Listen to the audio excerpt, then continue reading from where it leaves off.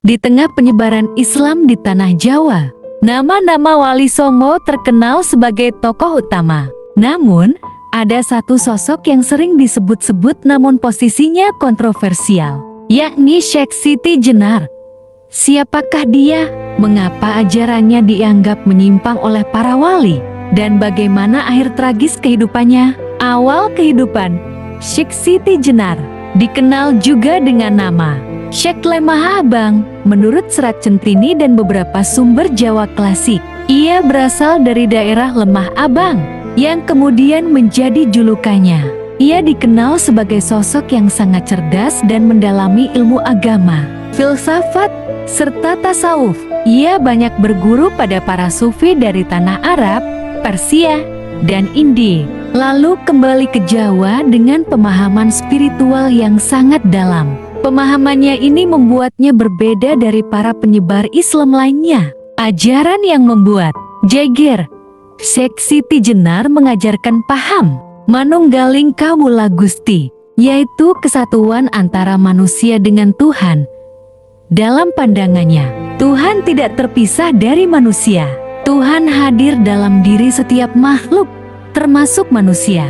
Oleh karena itu, menurutnya, jika seseorang sudah mencapai puncak kesadaran spiritual, maka ia tidak lagi memerlukan simbol-simbol fisik seperti salat atau puasa. Pandangan ini sangat kontroversial.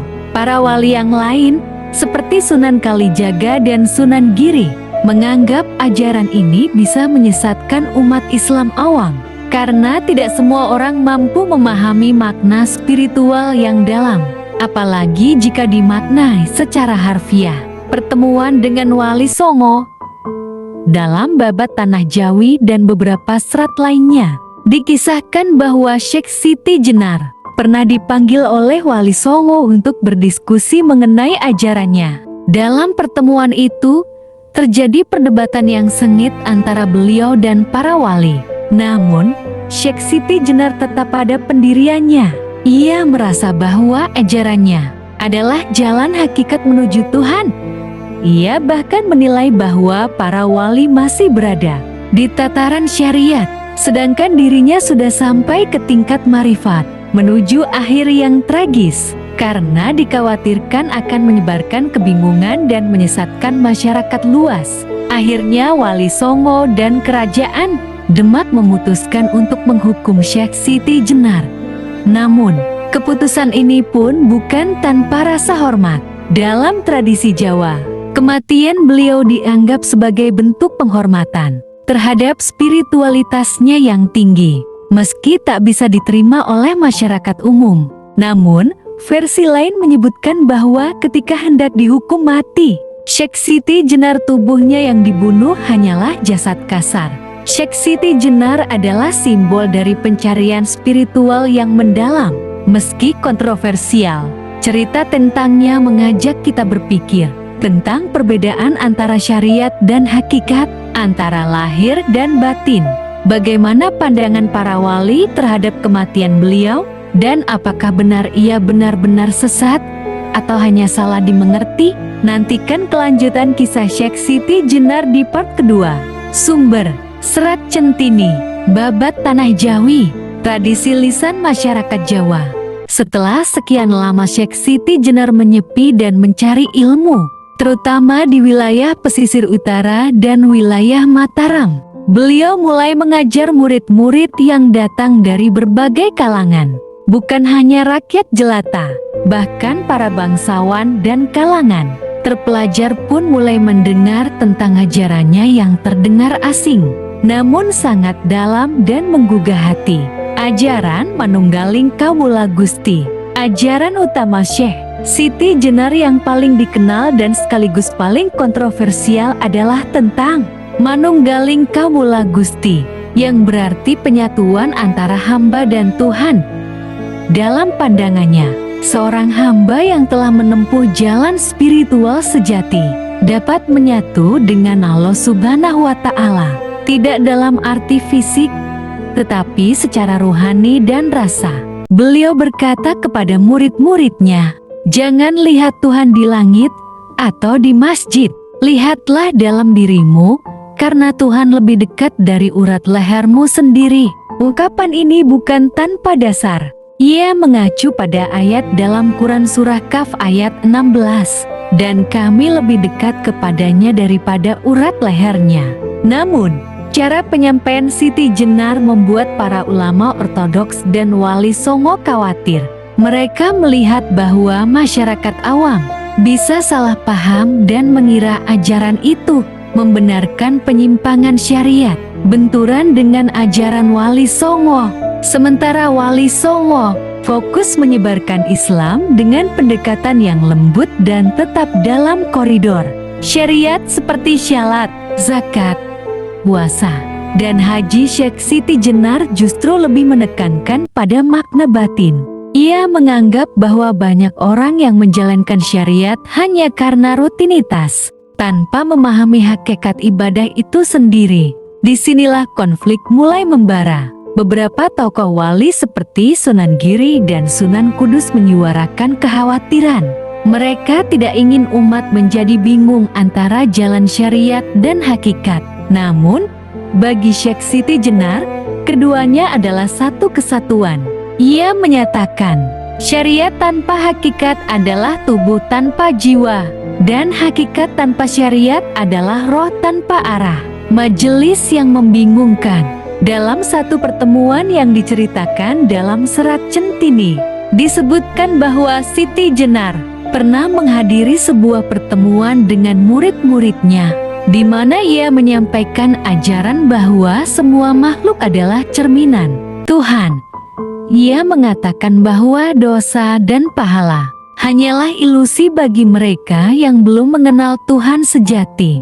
Banyak dari murid-muridnya yang bingung. Bahkan beberapa mulai merasa tidak perlu lagi syalat atau beribadah lahiriah karena mereka merasa sudah menyatu dengan Tuhan. Disinilah titik yang membuat Wali Songo semakin waspada. Dipanggil ke Dewan Wali, Babat menyebutkan bahwa beberapa wali seperti Sunan Kalijaga masih bersikap lembut dan berusaha memahami ajaran Jenar. Namun tokoh lain tetap bersikeras bahwa ajarannya bisa menyesatkan umat jika tidak segera dihentikan. Bersambung ke part 3. Di bagian selanjutnya, kita akan masuk ke keputusan besar Dewan Wali. Apakah Syekh Siti Jenar akan diasingkan atau bahkan dihukum mati? Nantikan kelanjutannya dalam serat Centini dan Babat Tanah Jawi. Disebutkan bahwa pertemuan antara Syekh Siti Jenar dan Dewan Wali Songo terjadi secara rahasia di wilayah Cirebon. Para wali yang terdiri dari tokoh-tokoh besar seperti Sunan Kalijaga, Sunan Giri, Sunan Kudus, hingga Sunan Bonang berkumpul untuk membahas ajaran kontroversial Syekh Siti Jenar yang mulai menyebar luas di tengah masyarakat. Syekh Siti Jenar dikenal dengan ajarannya tentang Manunggaling Kamula Gusti, yakni penyatuan antara hamba dengan Tuhan. Ajaran ini dipandang oleh para wali sebagai sesuatu yang berbahaya jika disampaikan kepada masyarakat awam tanpa penyaringan. Sunan Kudus angkat bicara, "Syekh Jenar, kau mengatakan manusia dan Tuhan itu satu. Bukankah itu melampaui batas syariat?" Dengan tenang, Syekh Siti Jenar menjawab, "Jika manusia menanggalkan keakuannya dan fana dalam kehendak Allah Subhanahu wa Ta'ala, maka yang tinggal hanyalah Dia. Itulah hakikat tertinggi dalam suluk." Sunan Giri lalu menimpali, "Namun masyarakat belum siap menerima jalan makrifat ini. Bukankah syariat tetap wajib sebagai fondasi?" Syekh Siti Jenar mengangguk perlahan, lalu berkata, "Syariat adalah jalan, tapi bukan tujuan akhir.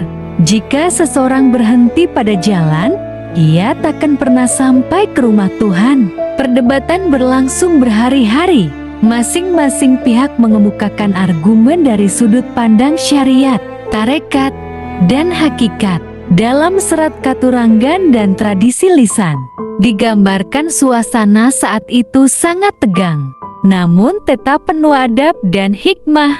Namun, Syekh Siti Jenar menolak tawaran tersebut. Ia bersikeras bahwa kebenaran harus dibuka untuk siapapun yang mencarinya, tanpa dibatasi oleh status sosial atau tingkat keilmuan. Apa guna ilmu jika hanya disimpan di menara gading? Biarkan yang lapar mencicipi meskipun belum mahir makan, ujarnya dalam pertemuan terakhir. Beberapa versi menyebut bahwa ia dieksekusi secara fisik, namun versi lain mengatakan bahwa ia meninggal secara rohani, yaitu dengan melepas raganya sendiri dan fana di hadapan Allah Subhanahu wa Ta'ala. Sebelum ajalnya, ia berkata di depan para wali dan ratusan muridnya, "Yang kalian hukum bukan aku, tetapi tubuhku. Jiwaku telah pulang bahkan sebelum kalian mengundangku ke sini." Konon, setelah itu jasadnya lenyap, hanya meninggalkan pakaian dan wangi semerbak. Peristiwa itu mengguncang banyak orang, sebagian muridnya menangis, sebagian pergi menyebarkan ajaran gurunya ke penjuru tanah Jawa. Ajaran Syekh Siti Jenar tetap hidup dalam dunia spiritual Jawa. Namanya menjadi simbol perlawanan terhadap kemunafikan, serta panggilan menuju kedalaman jiwa. Beberapa ajarannya yang terkenal, Tuhan tidak jauh, Dia lebih dekat dari urat lehermu. Sujud bukan hanya di sajadah, tapi juga di hati yang tunduk total. Tak ada jalan lain ke surga kecuali melewati pintu makrifat. Hingga kini, makam Syekh Siti Jenar diyakini berada di beberapa tempat seperti Cirebon dan Banyumas, sebagai simbol bahwa ia telah menjadi milik seluruh rakyat Jawa, bukan satu wilayah saja. Bersambung di episode 4, latar kisah ini dimuat dalam serat Centini, Babat Tanah Jawi, serta hikayat lisan dari berbagai daerah di Tanah Jawa. Setelah perdebatan panjang dengan para wali dan tokoh-tokoh Islam lainnya, Syekh Siti Jenar tetap pada pendiriannya, bahwa manunggaling kawula Gusti adalah hakikat keimanan tertinggi, penyatuan antara makhluk dan Sang Pencipta, bukan secara fisik, tapi dalam makna batin yang dalam. Para wali, terutama Sunan Giri, Sunan Kalijaga, dan Sunan Kudus, tetap menganggap bahwa ajaran tersebut sangat riskan. Ajaran seperti itu, jika disampaikan kepada masyarakat awam tanpa pemahaman sufistik yang mendalam, bisa menyesatkan umat, bisa membuat mereka merasa bebas dari kewajiban syariat seperti salat, puasa, dan zakat, karena merasa sudah bersatu dengan Tuhan. Syekh Siti Jenar tidak mundur. Ia berkata, "Aku tidak menentang syariat, tapi syariat hanyalah jalan menuju hakikat. Jika orang sudah sampai pada hakikat, apakah masih harus berjalan di jalan itu lagi?" Pernyataan ini membuat forum para wali semakin tegang. Karena itu, dalam sebuah musyawarah tertutup di Kerajaan Demak, para wali memutuskan bahwa Syekh Siti Jenar perlu ditiadakan demi menjaga ketenangan umat dan stabilitas dakwah Islam yang masih baru tumbuh di tanah Jawa. Tapi, apakah beliau benar-benar dieksekusi? Misteri eksekusi atau MOK Isha. Banyak versi menyebut bahwa Syekh Siti Jenar dihukum mati, tapi di beberapa serat, seperti serat Centini dan Kisah Tutur Rakyat, disebutkan hal yang sangat mengejutkan. Saat para algojo hendak menjalankan eksekusi, tubuh Syekh Siti Jenar tidak lagi berwujud manusia biasa. Tubuh beliau perlahan hilang. Yang tersisa hanya jubah, tongkat, dan aroma harum yang memenuhi ruangan. Seolah-olah beliau telah moksha lebur ke dalam keabadian, bersatu dengan Sang Maha Esa. Sunan Kalijaga, yang sangat memahami sisi spiritual ajaran Syekh Siti Jenar, hanya bisa menunduk dan berkata, beliau telah mencapai puncak tertinggi dari hidup seorang sufi. Tapi kami, para wali, harus menjaga jalan syariat tetap tegak di bumi. Setelah kejadian itu, para wali tidak pernah lagi membicarakan Syekh Siti Jenar secara terbuka. Ajarannya tetap hidup, tapi tersembunyi di balik kisah-kisah rakyat, tarian, tembang, dan simbol-simbol budaya Jawa yang halus. Ajaran Syekh Siti Jenar sebenarnya tak hanya tentang penyatuan dengan Tuhan, tapi juga tentang kebebasan spiritual, kemanusiaan universal, dan penolakan terhadap kemunafikan. Beliau mengajarkan bahwa Tuhan tidak bisa didekati dengan ritual semata, tapi dengan penghayatan hati yang tulus. Kebaikan tidak hanya diukur dari simbol agama, tapi dari kemanfaatan bagi sesama makhluk. Syariat bukanlah tujuan akhir, tapi pintu masuk menuju hakikat dan makrifat. Bersambung ke part 5. Kalau kamu penasaran bagaimana jejak ajaran Syekh Siti Jenar tetap hidup hingga kini, terutama dalam budaya Jawa dan pengaruhnya pada ajaran kebatinan dan tarekat modern, jangan lewatkan bagian berikutnya.